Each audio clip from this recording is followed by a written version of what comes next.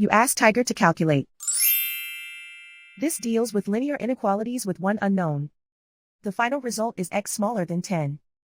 Let's solve it step by step. Group all constants on the right side of the inequality.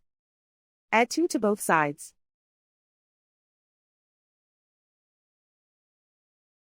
Simplify the arithmetic.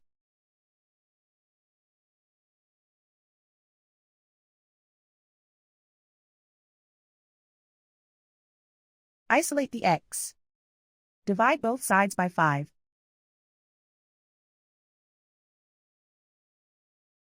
Simplify the fraction.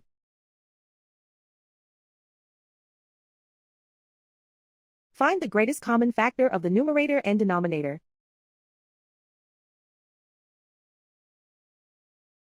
Factor out and cancel the greatest common factor.